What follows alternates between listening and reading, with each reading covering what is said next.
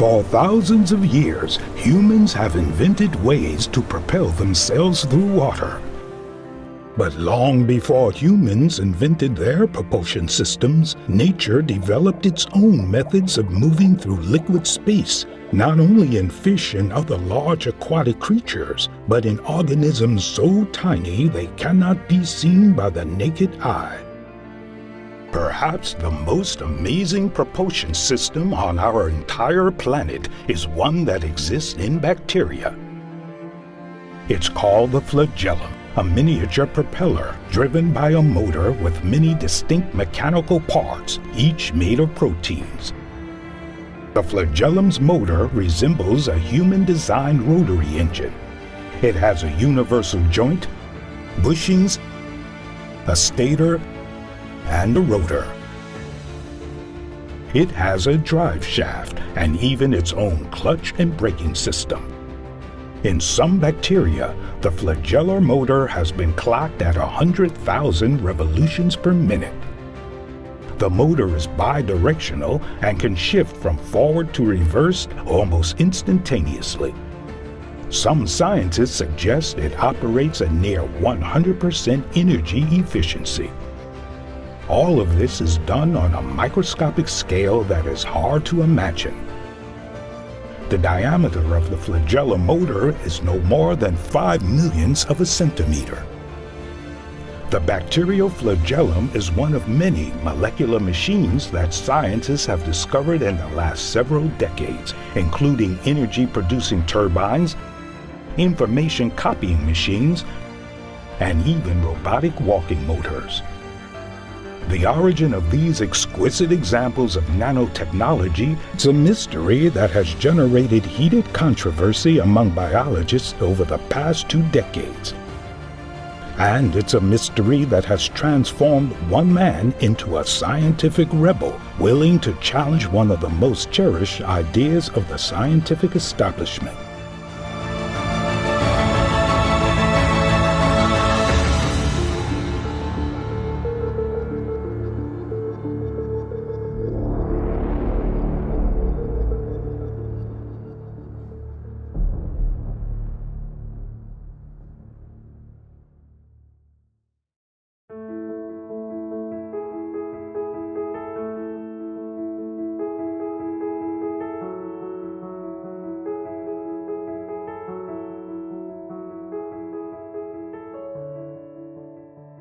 Biologist Michael Behe is an unlikely figure for a revolutionary. I never was interested in stirring up the pot just for fun. I'm basically shy. I don't like to give anybody unnecessary trouble.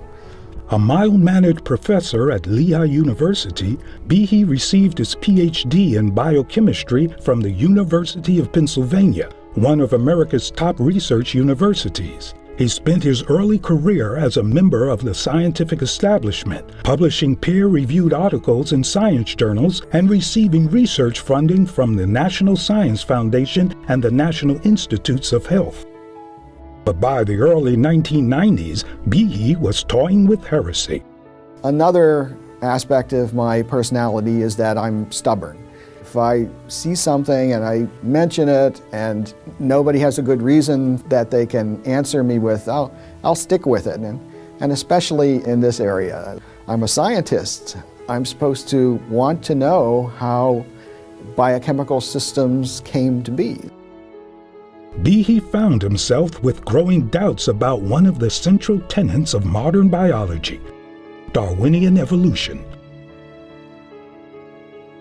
According to the modern version of Darwin's theory, known as neo-Darwinism, even the most complicated biological features originated through a process of natural selection, sifting through random mutations or copying errors in the genetic instructions stored in DNA.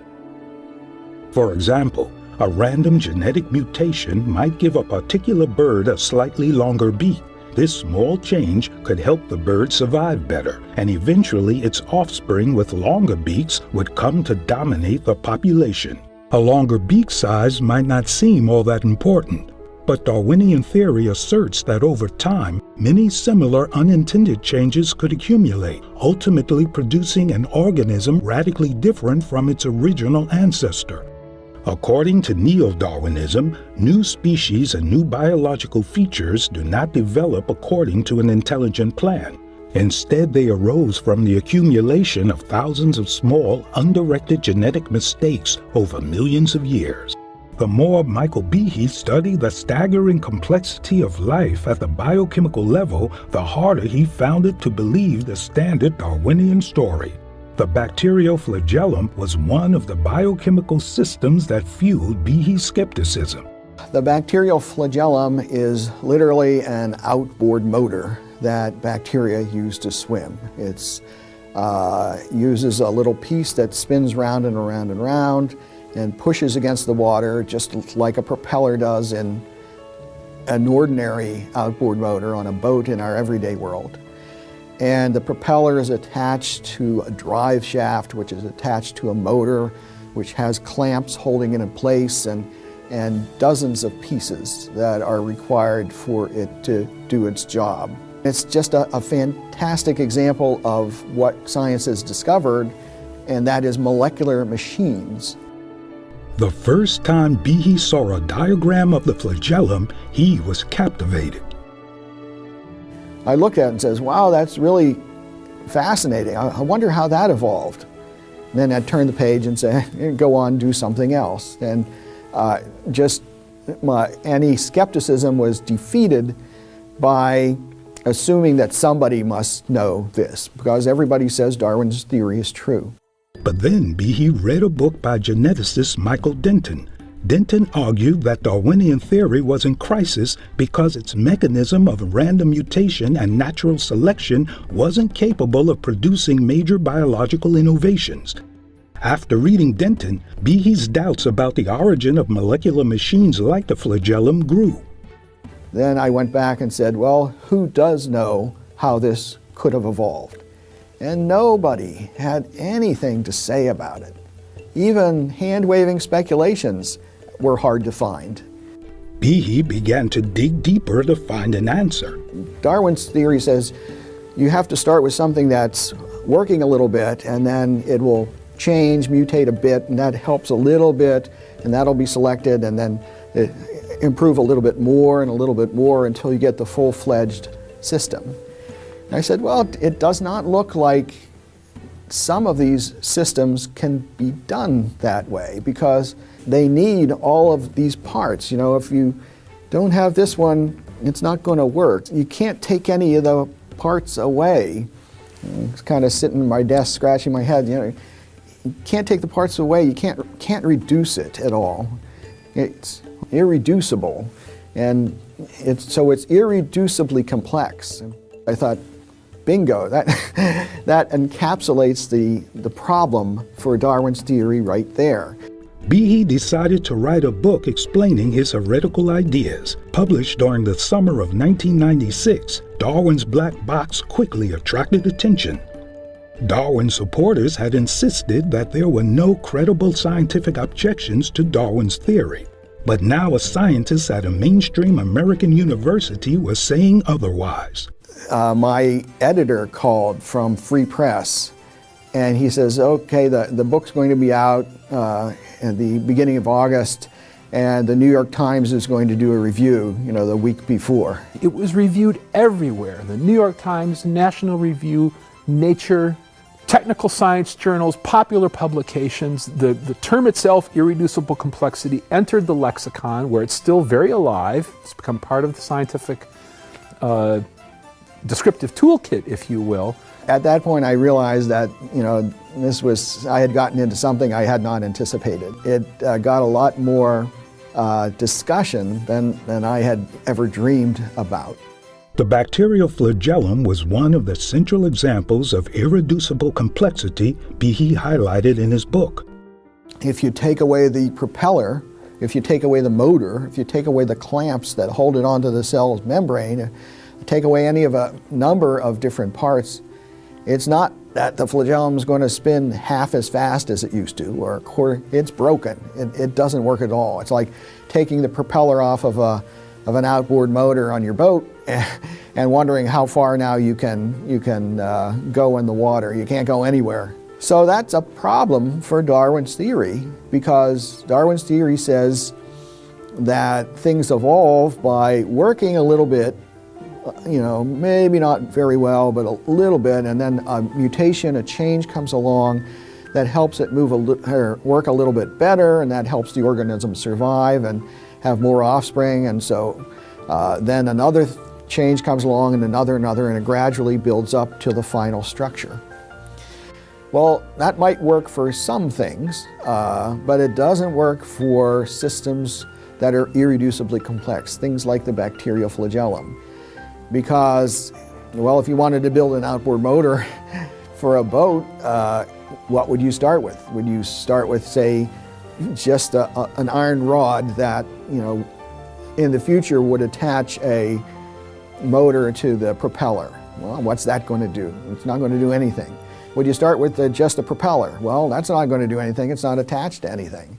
Would you start with just the motor? Well, that's not going to propel you anywhere. So with irreducibly complex systems like the flagellum, Darwin's idea is dead in the water, like a boat with an outboard motor that doesn't work. Natural selection selects or favors in variations that confer a functional advantage on a system. Many of the simpler versions that you could imagine of the bacterial flagellar motor perform no function at all. And so if you imagine trying to build a flagellar motor, adding parts one by one until you finally get to the complete system, you're going to encounter configurations of parts that confer no function, in which the motor simply will not work, at which point the evolutionary process will terminate. It will cease to continue because the system conferring no function will not be preserved and passed on to the next generation.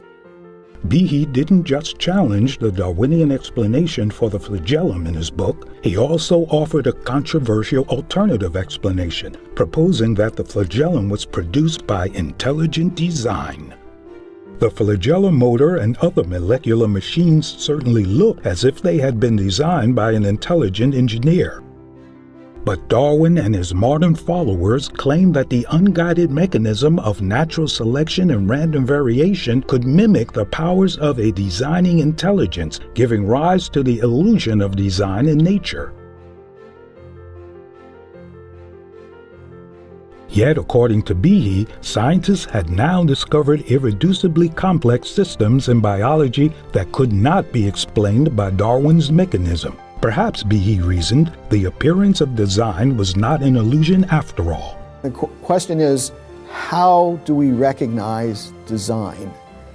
How do we realize that something has been put together, intended by an intelligent agent? Probably the only real way that you can do it without taking somebody's word for it that they have put something together is by recognizing what's called a purposeful arrangement of parts. Think of, say, Mount Rushmore. You look at the rocks to the left of the images of the presidents, and they don't look like much of anything. And you look at the images, the rocks that are in the shape of the images, and you immediately realize that it was designed. Even somebody who had never heard of Mount Rushmore before from another country would immediately realize that it was designed. And the question is why? Well, because the shape of the rocks are matched to each other. They're ordered, they're put together for a purpose, and the purpose is to portray the image of the presidents. We humans are good at recognizing design. If you go down the street and you see some neighbor's yard that has dandelions around it, you say, that guy, he should really take better care of his yard. Then you look to the right and you see a patch of tulips, nicely cultivated next to the mailbox or something. You immediately know that the tulips were intentionally put there. Not to get all philosophical here, but if you ask yourself, how do you know you're not the only intelligent being in the universe? It's because you see other people doing intelligent things, like arranging words so that they make sense into books and so on, or arranging paint into paintings, or arranging pieces into machines, or doing intentional activities. It's a very deep part of our own minds, our own intelligence, that we can recognize the effects of the intelligence of other beings in the purposeful arrangement of parts. Whenever we see tightly functionally integrated systems, we know of only one cause that has produced those features, and that cause is intelligence. That's what we know from experience. And so when we see a feature like that in living systems, given that there's only one known cause of what Behe calls irreducible complexity or functional integration of parts, and that causes intelligence, I think we can reasonably infer that that same kind of cause was at work in the origin of that system in biological systems, and therefore intelligent design isn't just an argument from ignorance, it's an argument based on what we know about the cause and effect structure of the world, that only intelligence generates irreducible complexity or tight functional integration of parts, and that's what we see in living systems. Therefore, living systems were produced by designing intelligence.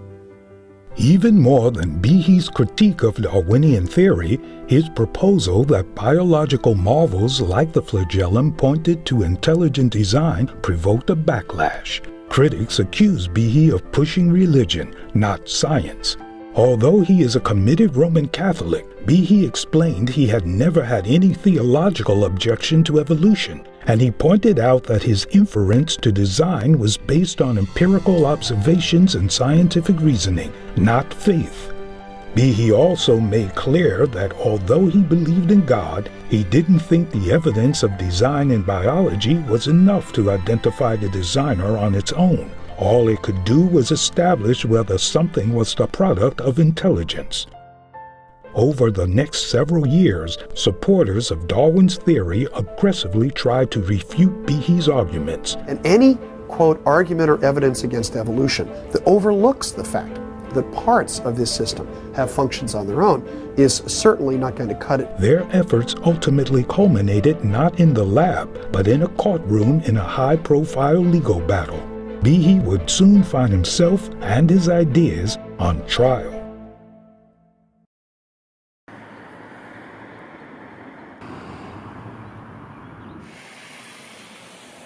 Today, the small town of Dover in southeastern Pennsylvania looks peaceful.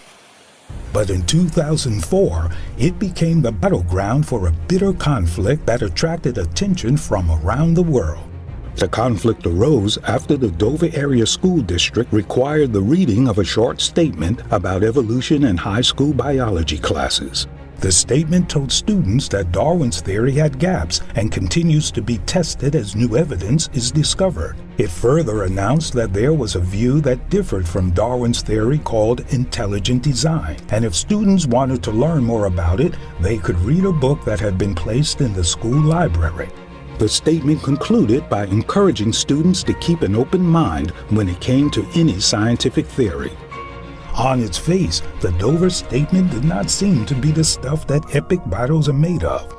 Supporters of Darwin's theory, however, were furious. They insisted that reading the statement was equivalent to the state endorsing religion.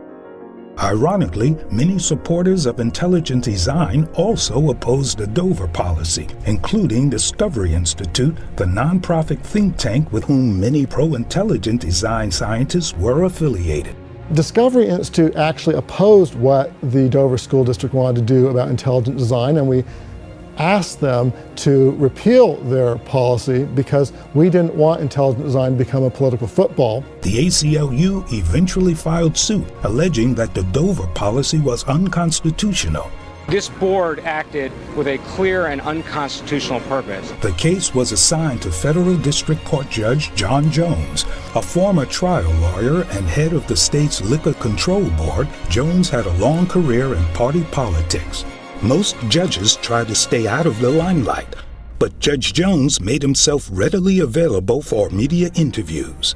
He even speculated about a future film version of the trial, telling reporters he hoped Hollywood star Tom Hanks would play him on the big screen. At the same time, Judge Jones expressed interest in an earlier movie.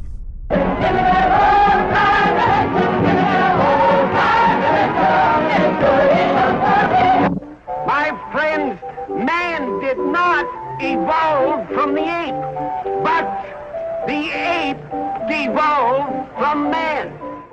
Judge Jones told one reporter he planned to watch the 1960 film Inherit the Wind to supply him with historical context for the case. Inherit the Wind was a highly fictionalized account of the Scopes monkey trial of the 1920s, where high school teacher John Scopes was prosecuted for violating a Tennessee law banning the teaching of human evolution.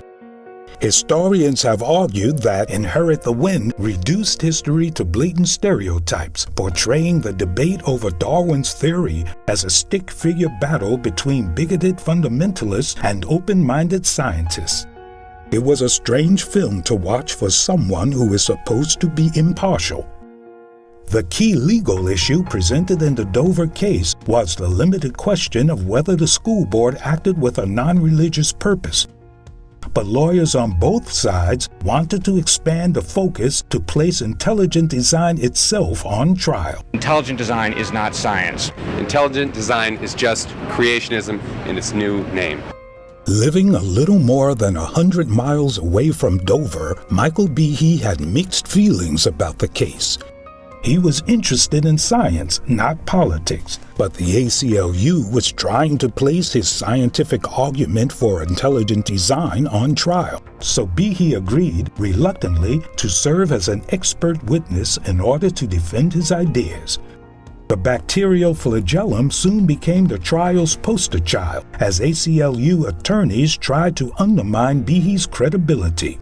Their first expert witness was Brown University biologist Kenneth Miller. I don't think it's a valid scientific theory. I don't think it's good education, and I don't think it has any place in the classrooms in Dover. Miller challenged Behe's claims about the flagellum head-on. He explained that molecular machines like the flagellum could have been built by natural selection from pre-existing components that originally had different functions. Miller then announced to the court that he had developed a test that would conclusively prove whether the flagellum was irreducibly complex. Dr. Behe's prediction is that the parts of any irreducibly complex system should have no useful function. Therefore, we ought to be able to take the bacterial flagellum, break its parts down, and discover that none of the parts are good for anything, except when they're all assembled in a flagellum. If Dr. Behe is correct, if we take away even one part, there should be no function. The flagellum is built out of proteins, and for his test, Miller said he would propose taking away not just 1 or 2 proteins from the flagellum, but 30. If Behe were right, surely taking away so many parts of the flagellum should leave it completely non-functional.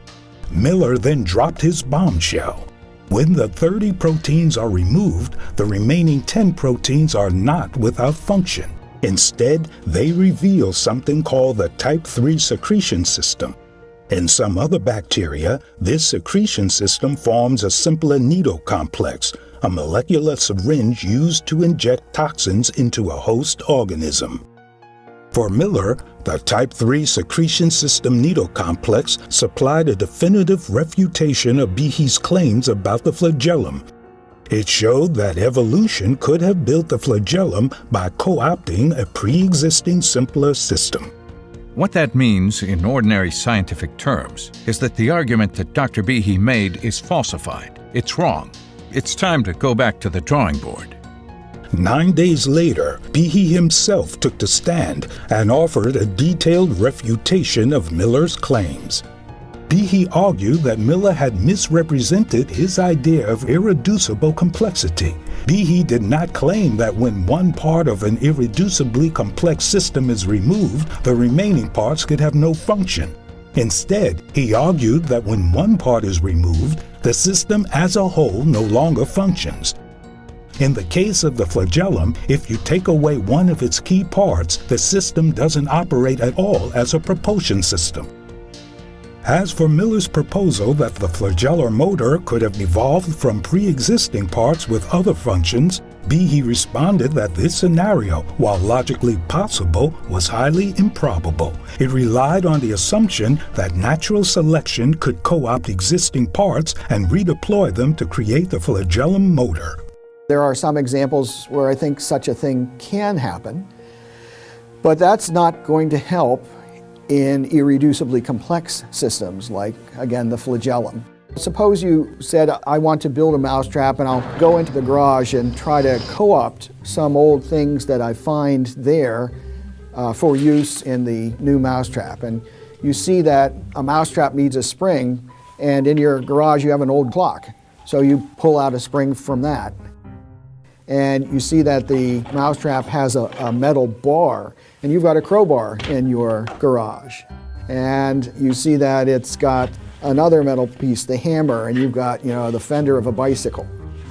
Well, you can't make a mousetrap from all those pieces because they have been fit for their other roles, and they will not work as pieces of mousetrap unless they are extensively reworked or refitted, and that, of course, is intelligent design. Even under a Darwinian view, you would not expect pieces to be laying around that would be fit for roles in other complex systems, because you would expect natural selection to shape them very tightly to the role that they are currently fulfilling.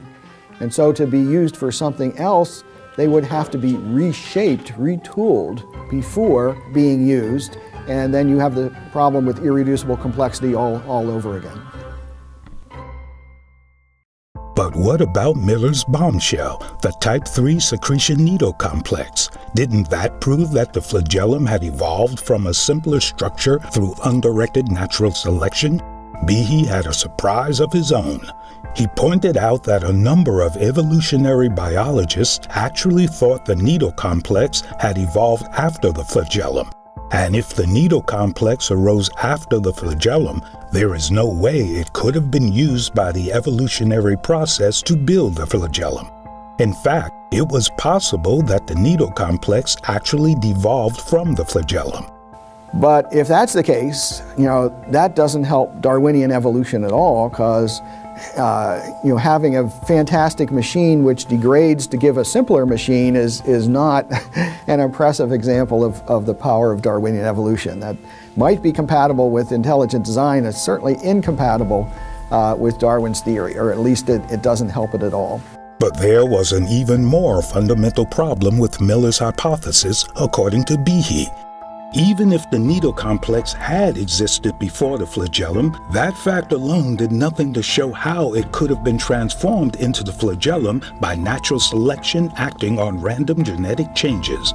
It's not enough for advocates of co-option to identify a single possible intermediate structure. Instead, they must show that a series of intermediate structures existed that could have maintained some function at each stage in the evolutionary process.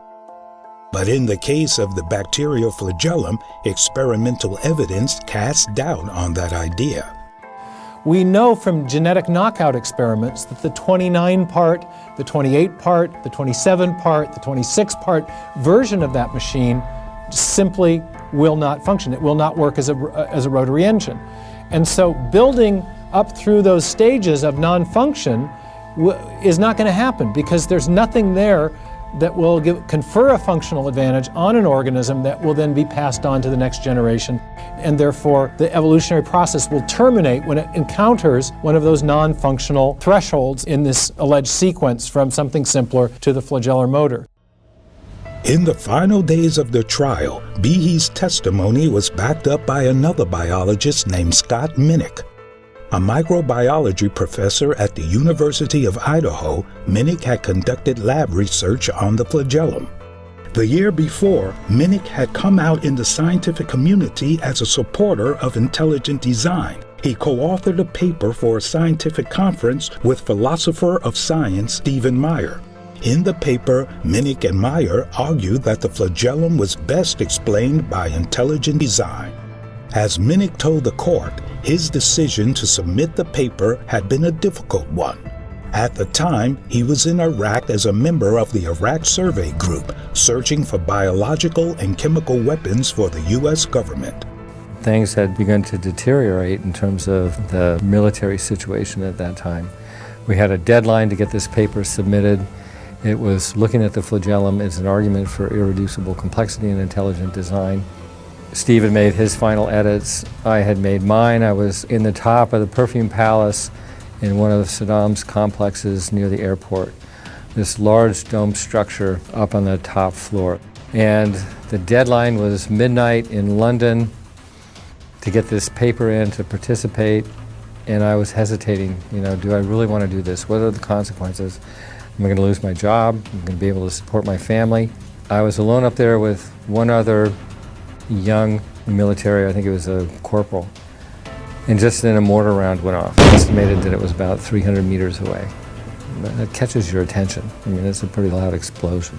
But then another one came in a few seconds later, and this one was much closer, probably about 200 meters we were estimating. And then another one came in. Whoever it was were walking these rounds right towards, the Perfume Palace. And so then I said, well, I may not be here tomorrow. Boom, I hit the send button and it was done. Minnick's decision to testify at Dover proved to be personally costly. There were people in my university, I don't know who they were, but they went to the president, complained. They went to the University of Washington, where I had affiliate status because I teach medical students through the University of Washington system in Idaho, trying to get me fired, saying I was incompetent if I believed in this stuff. Nobody asked me ever what I believed. I never taught this in the classroom, but I ended up getting censored. On the witness stand, Minnick reiterated the evidence that the type 3 secretion needle complex had developed after the flagellum. He also challenged co-option scenarios as highly speculative and biologically implausible. But in the end, it didn't matter. A few days before Christmas, Judge Jones issued his ruling. He didn't just strike down the Dover school policy as unconstitutional. In a blistering 6,000-plus word critique, he also concluded that intelligent design was not science. Thank you, Judge Jones. This is an absolutely thrilling decision. Many scientists and the news media lavished praise on the judge. Time magazine featured him on its cover as one of the world's most influential people in the category of scientists and thinkers.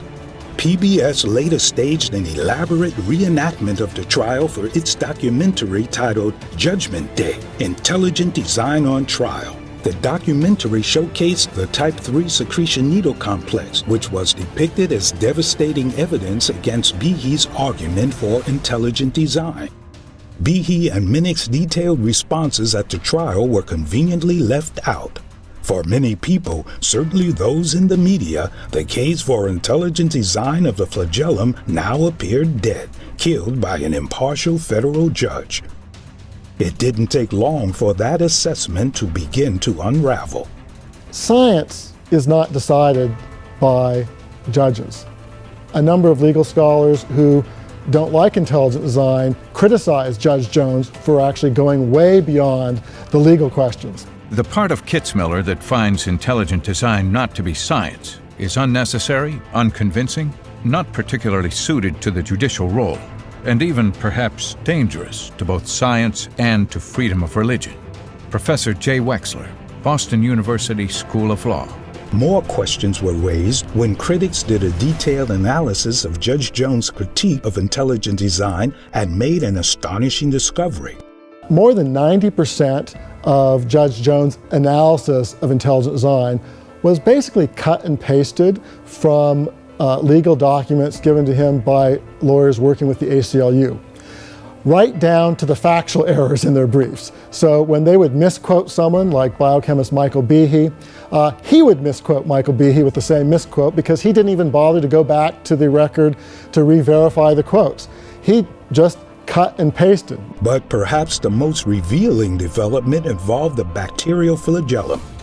During the trial, attorneys challenging the school district confidently assured Judge Jones that the flagellum was easy to explain in Darwinian terms. However, just a year later, one of the scientists who had advised the ACLU in the case co-authored an article in a science journal that made a startling admission.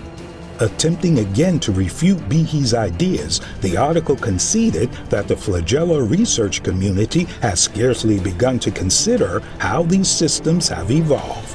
In the years after Dover, it became clear that the answers offered by Darwin's supporters during the trial were not enough to silence questions being raised by scientists like Behe.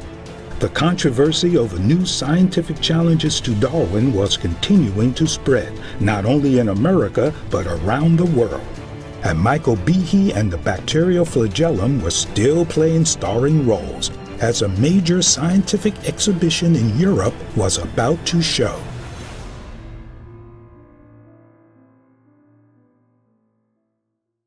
In 2009 marked the bicentennial of Darwin's birth and the 150th anniversary of his landmark book On the Origin of Species. Around the globe, supporters of Darwin planned a year-long celebration. In Germany, one of the largest Darwin anniversary events took place in the city of Stuttgart at its State Museum of Natural History. The exhibition was directed by German paleontologist Günter Beckley, one of the museum's curators. We had about 100,000 visitors, and the complete exhibition, together with a program that was accompanying this exhibition, was one of the largest, if not the largest event in the course of the Darwin Year celebrations in Germany.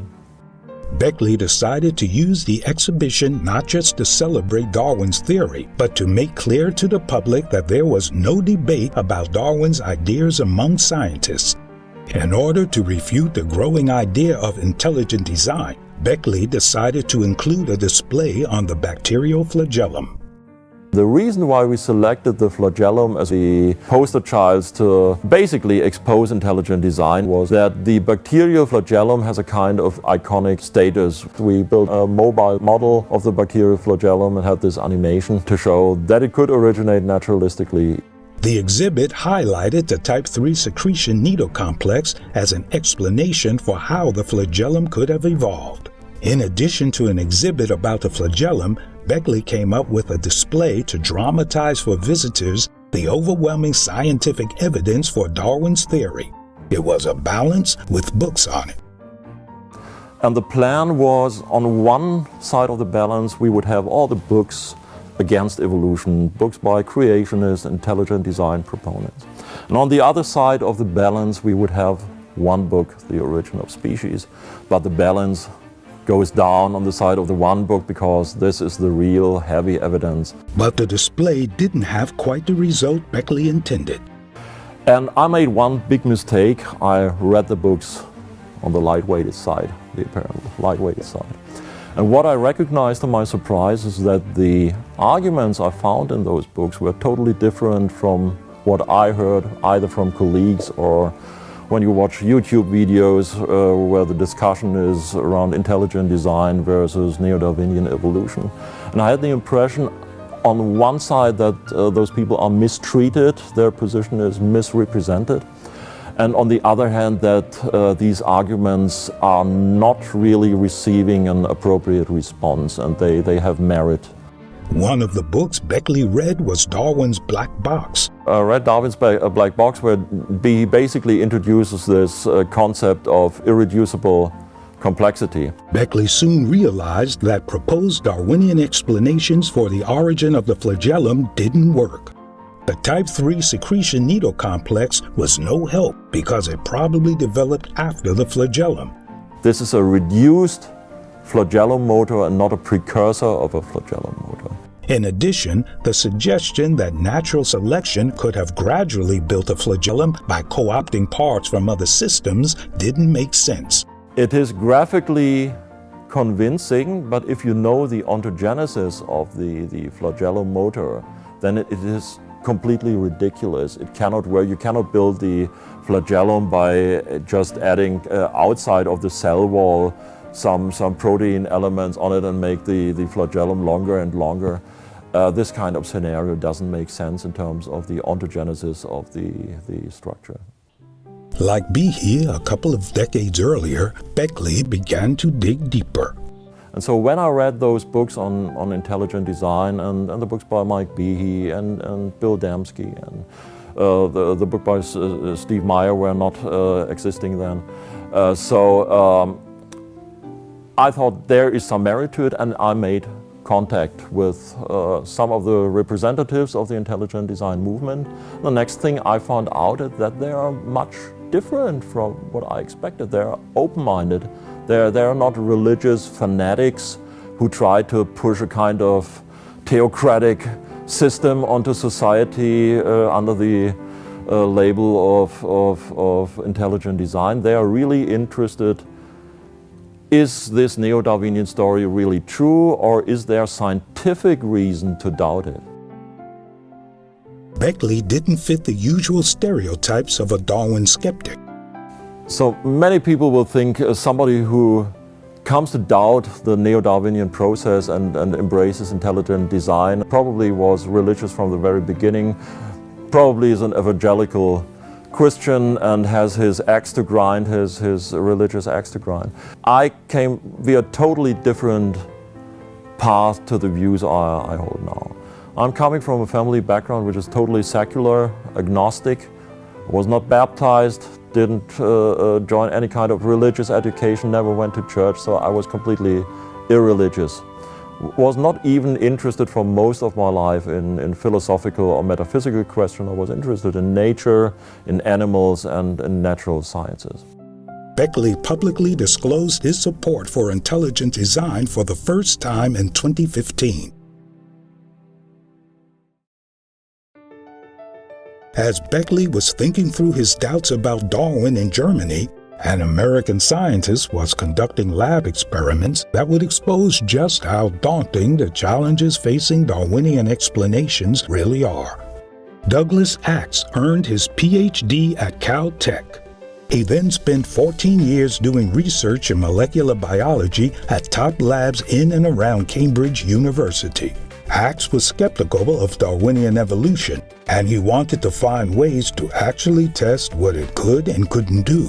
When Axe returned to America, he formed Biologic Institute to do just that. Axe doesn't work on the bacterial flagellum, but he and his colleagues, Ann Gager and Marcy Reeves, have conducted experiments that help address the feasibility of Darwinian explanations of the flagellum. Those explanations depend on the idea that natural selection can easily reuse existing parts and adapt them for new functions. But Axe's experiments raise two problems for this and other Darwinian claims. I refer to these as the big problem and the little problem. One is the big problem of inventing an entirely new protein structure to do something new. And the smaller problem is tweaking an existing structure so that it does something slightly different. Clearly, one of these is more challenging than the other. And my work early on showed that the bigger problem was beyond the reach of evolution.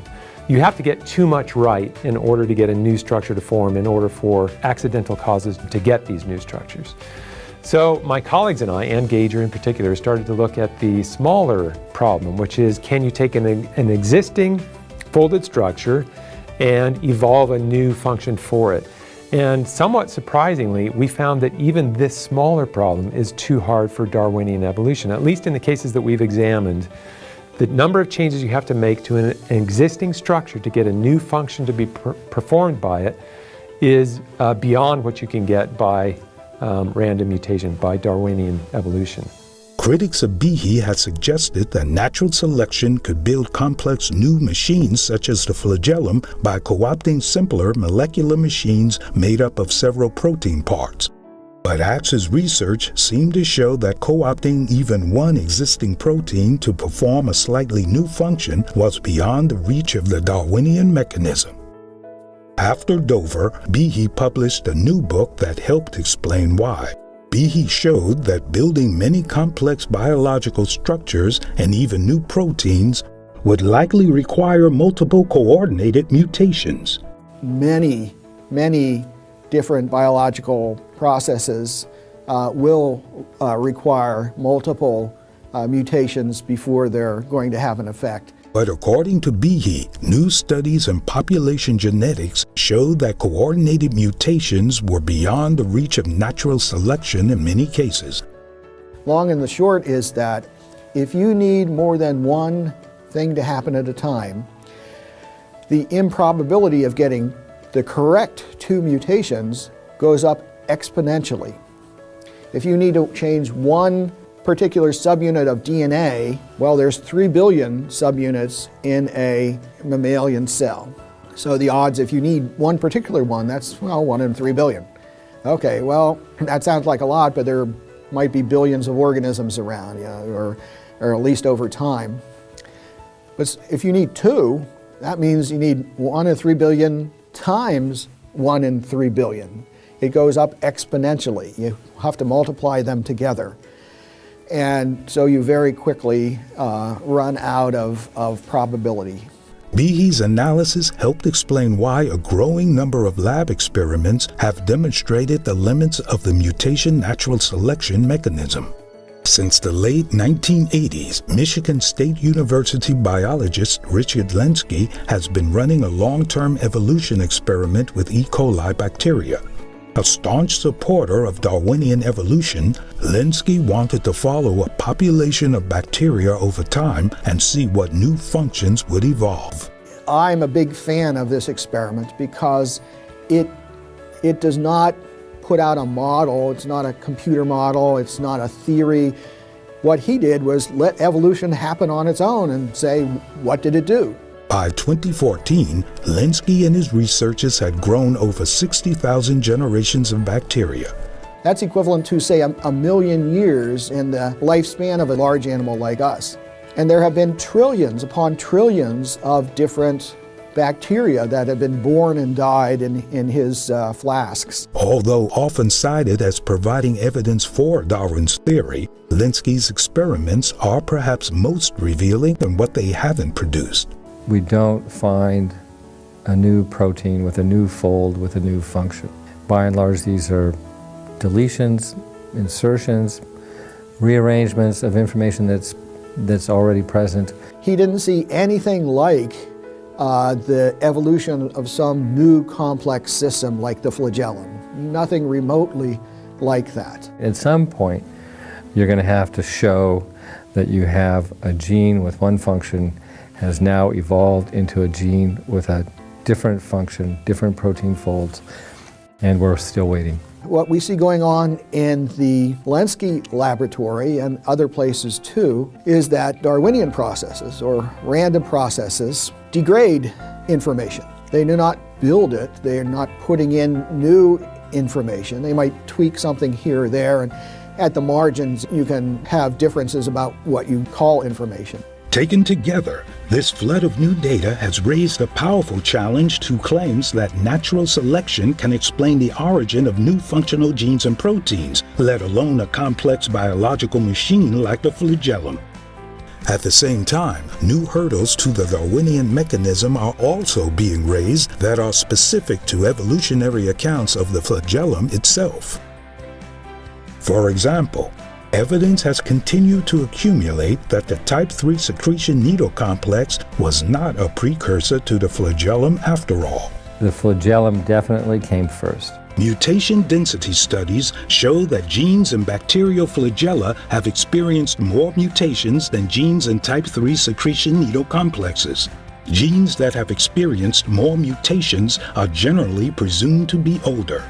We find flagella across all phyla of eubacteria, very deep.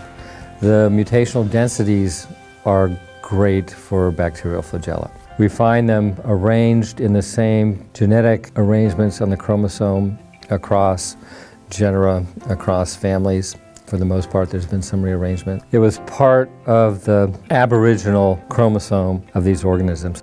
In contrast, type 3 secretory systems, we find in a very narrow range of gram-negative bacteria. They've been imported, and the mutational densities are much shallower, which means they're newer structures compared to the flagella. The supposed killer explanation against Behe has turned out to be a dud. The needle complex can't explain the evolution of the flagellum because it didn't even exist until after the flagellum. But there's more. Darwinian explanations of the flagellum assume that parts already existed that natural selection could reuse in order to build the flagellum.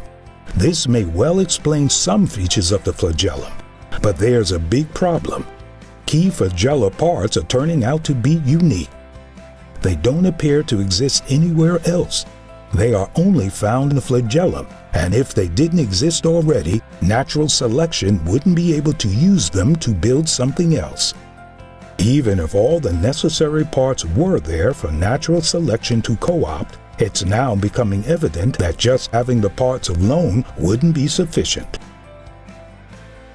Complex structures almost always require a specific sequence of assembly. When building a house, a foundation must be laid before the frame can be put up, and the frame must be completed before the roof can be added. In a similar way, a flagellum must be built in a carefully orchestrated process that is governed by assembly instructions encoded in the DNA. Merely having the various parts of the flagellum available in the vicinity of a bacterium isn't enough. Even if you had just floating around a type 3 secretory system or a hook protein or a rotor or a drive shaft, you've got to put these things together. And biological systems aren't put together like Lego bricks. You don't just stick them together.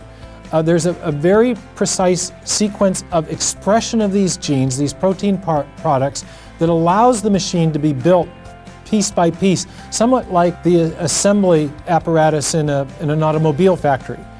That assembly routine involving multiple different genes and regulatory proteins is itself arguably an irreducibly complex system. You remove any one of those genes or one of those regulatory proteins, the flagellum is simply not going to get built. Something will shut down the biosynthetic pathway if one of those key elements is missing. So co-option in an attempt to get around the irreducible complexity of the finished product posits a bunch of parts which could only be plausibly put together by another irreducibly complex system, so you haven't really solved the problem. The existence of assembly instructions required to build a flagellum isn't simply a challenge to Darwinian evolution. It also provides evidence of intelligent design. Encoding the assembly instructions requires massive amounts of biological information. But where does that biological information come from? The genome is full of information. It has literally a sequence of DNA letters which tell the machinery of the cell what to make. It's like a blueprint. We know of a cause that can produce digital code, hierarchically organized information, integrated circuitry, and that cause is intelligence. In fact, that's the only known cause that we know of based on our uniform and repeated experience, the basis of all scientific reasoning about the past, that we do know of that can produce information, and therefore it is possible to infer from those effects information processing circuitry back to intelligence as the best causal explanation of those complex molecular machines.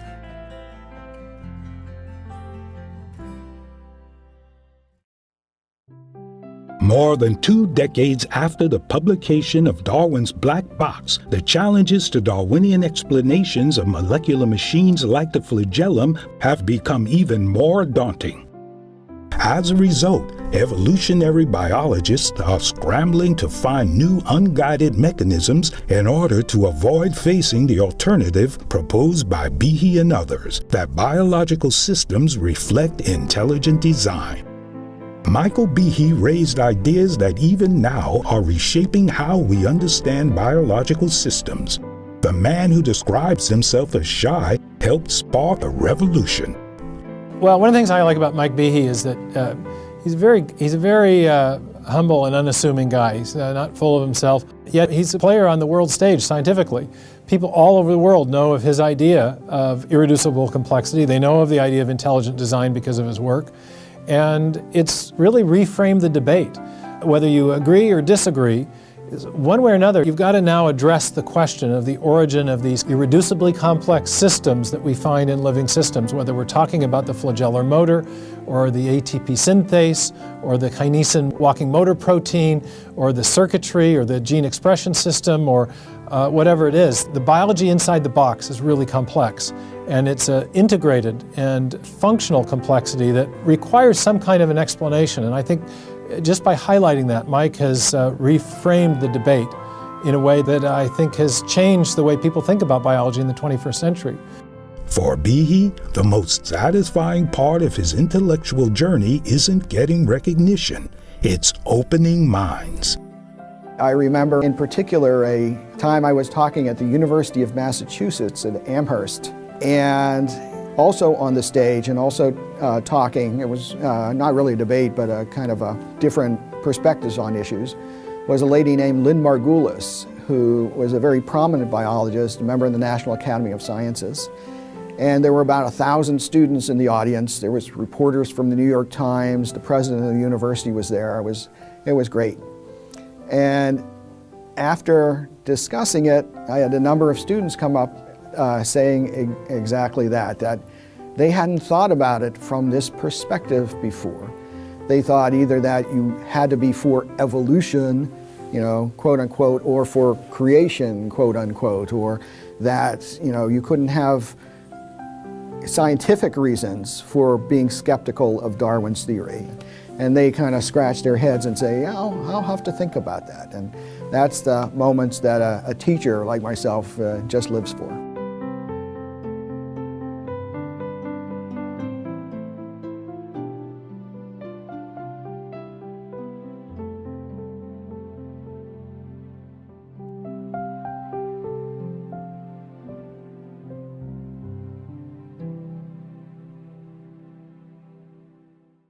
Get ready for the revolution.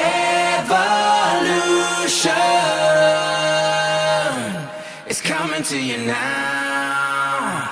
It's coming to you now. Rising up, now the tide's turning. Feel the heat, yeah, the fire's burning. No hesitation.